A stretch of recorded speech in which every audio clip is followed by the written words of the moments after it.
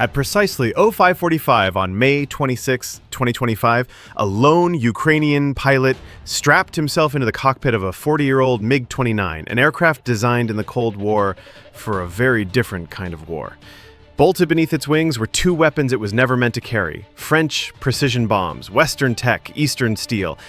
A Frankenstein jet wired together with zip ties, custom code, and pure defiance. Within minutes, this outdated Soviet fighter would do the unthinkable: launch a surgical strike against the heart of Russian intelligence. The target? A secretive FSB compound in Glovo, Belgorod Oblast. Not a radar site, not an ammo dump, but the beating brain of Putin's old KGB machine.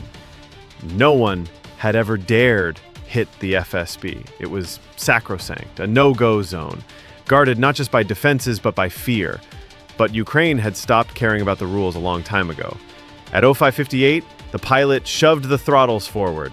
The twin RD-33s screamed to life, throwing 18,000 pounds of thrust down the runway. The MiG hurtled into the dawn, wheels up, heart pounding.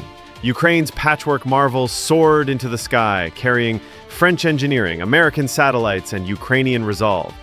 By 0615, the fighter was knifing across Ukrainian fields at just 50 meters altitude. So low, the jet wash flattened wheat fields and spooked flocks of birds into the air. Below radar, below reason. Power lines, trees, farmhouses, every second demanded full control. But the pilot pressed on. He had one goal, and he was less than 10 minutes from impact. At that altitude, Russian S-400 radars couldn't see him. The curve of the Earth was his cloak. But invisibility came with a catch. To launch the bombs, he'd need to climb to 5,000 meters, right into the kill zone of Russia's deadliest air defenses. The coordinates blinked on an iPad duct-taped to his dash. Yes, an actual iPad, jury-rigged by engineers who had figured out how to make a 1980s Soviet jet talk to 21st century French bombs. The targeting software had been written in Kiev basements, tested on laptop simulators, and uploaded with a prayer. The weapons? Two AASM Hammer bombs, France's finest. Precision-guided, rocket-boosted, and completely incompatible with Soviet tech, until Ukrainian engineers rewrote the rules.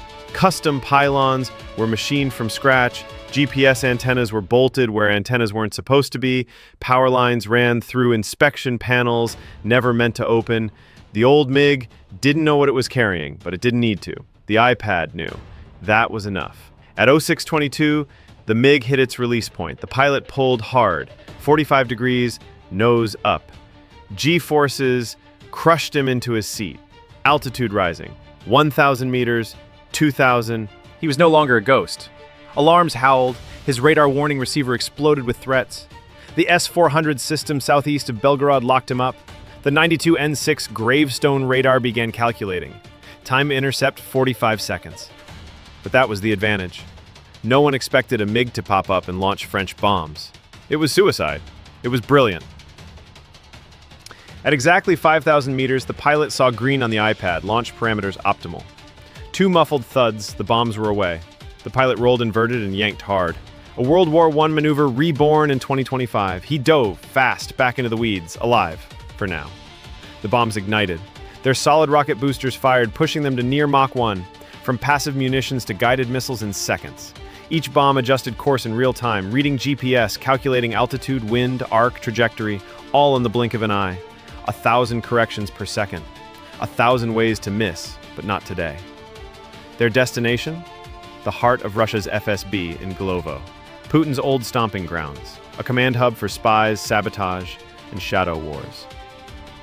At 0619, 48-year-old Senior Lieutenant Smirnov spilled his tea.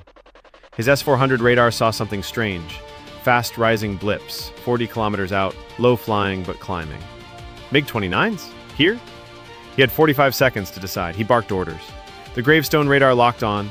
Two 48 N6 missiles launched with fire and fury. They screamed into the sky at Mach 6, hunting the MiG. But the pilot was gone, low again, skipping across treetops. The missiles passed overhead, blind and useless. The bombs were in their final dive. Altitude, 8,000 meters. Velocity, terminal. Guidance, perfect. Their radar fuse is armed. Targets locked. At 06270, the first AASM Hammer punched through the FSB roof.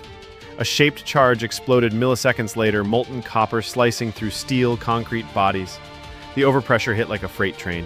Walls turned to dust, furniture became shrapnel. Secrets evaporated in fire.